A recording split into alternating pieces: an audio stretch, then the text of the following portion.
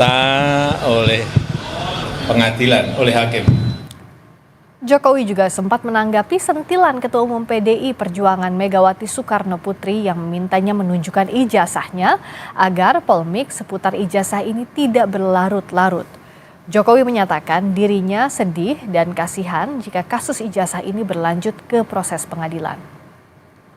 Terkait sebelumnya dari Ibu Ketum PDIP sempat menyebut kalau misalkan memang ijazahnya asli itu tinggal ditunjukkan aja, nggak perlu sampai repot-repot seperti ini. Mungkin bisa ada tanggapan Pak Jokowi? Saya itu sebetulnya sedih. Sedih karena apa? Kalau proses hukum mengenai ijazah ini maju lagi ke tahapan berikutnya.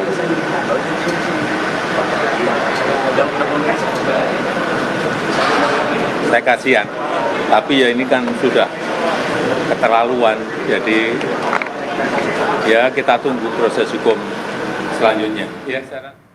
Apa saja hasil pemeriksaan Jokowi di Barreskrim Polri hari ini? Kita perbarui informasi terkininya bersama kuasa hukum Presiden ke-7 Joko Widodo, Rifai Kusumanegara. Selamat malam, Mas Rifai. Selamat malam, Mbak Berika. Ya, Mas Rifai tadi ada di sana, ada mendampingi Pak Jokowi. Dari 22 pertanyaan yang disampaikan itu seputar apa saja intinya?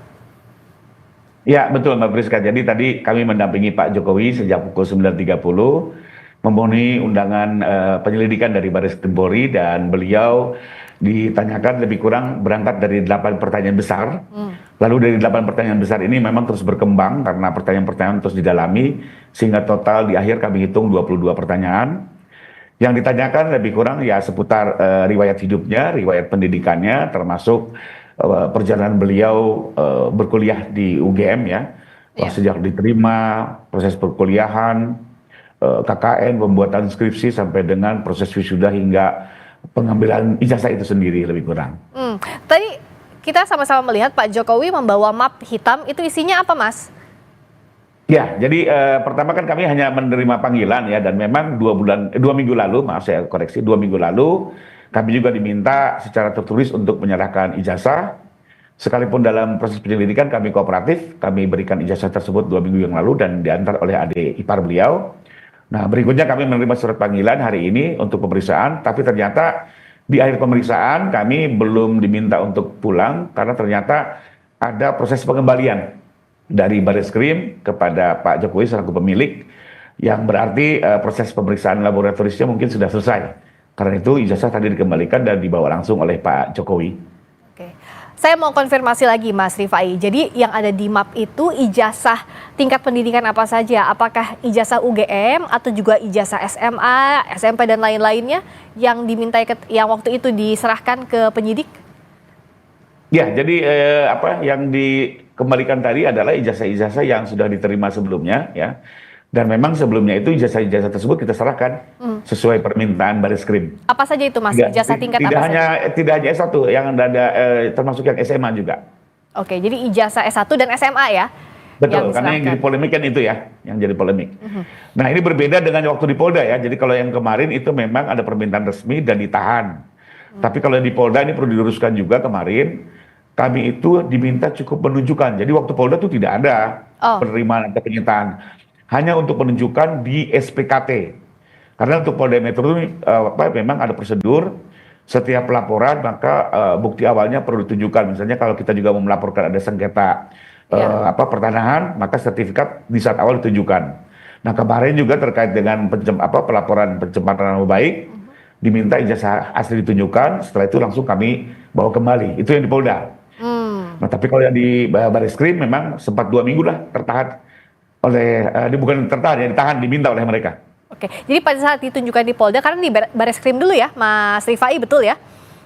Nah, awalnya kami di Polda dulu. Oh, Polda dulu ya? Jadi, awalnya di Polda dulu kami membuat laporan. Nah, ternyata untuk menyampaikan laporan di Polda, itu ada satu prosedur khusus ya. Di mana di ruang SPKT sendiri, ini bukan ruang penyidikan, jadi ruang penerimaan laporan.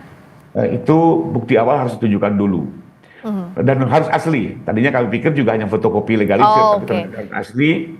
Akhirnya kita bawa aslinya kita tunjukkan, baru kita boleh membuat LP. Itu yang di Polda, makanya waktu di Polda tuh kita bawa kembali gitu ya. Nah, beda dengan yang di Bareskrim. Kalau Bareskrim ditahan ijazahnya karena untuk diperiksa uji lapor itu ya, Mas Rifai ya? Betul. Nah, betul, yang selama 2 minggu nih. Ya, karena ini banyak juga di media sosial, Mas Rifai, saya mau konfirmasi langsung ke Mas Rifai. Jadi ijazah yang dibawa oleh Pak Jokowi, baik ijazah SMA ataupun ijazah S1, itu bisa dipastikan asli yang diserahkan ke penyidik? Betul, asli. Dan kami saksikan ya, apalagi kalau kami sih sebenarnya kami sudah lihat itu sejak 2 tahun yang lalu waktu menangani perkara di tahap awal ya. Jadi memang ijazah asli itu ada dan diserahkan. Waktu di Polda pun juga dilihat secara fisik, bahkan waktu kita tunjukkan difoto juga oleh para penyidik Polda ya. Nah, tadi juga di Bareskrim penyerahan kembali juga difoto kembali oleh pihak Bareskrim. Kalau Pak Jokowi bilang sebenarnya kasihan dengan para pihak yang terkait dengan kasus ini, tapi ini sudah keterlaluan. Artinya apakah Mas Rifai, Pak Jokowi yakin bahwa dalam hal ini Pak Jokowi lah yang benar dan ijazah itu bisa dibuktikan keasliannya?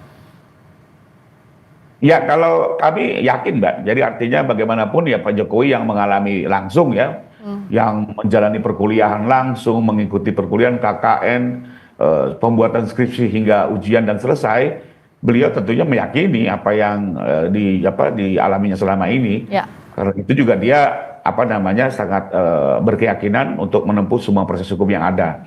Nah, mengenai kalimat tadi kasihan, saya coba ikuti, memang sejak awal Pak Jokowi itu sama sekali nggak ada pikiran untuk melakukan tuntutan atau laporan di Polda ya.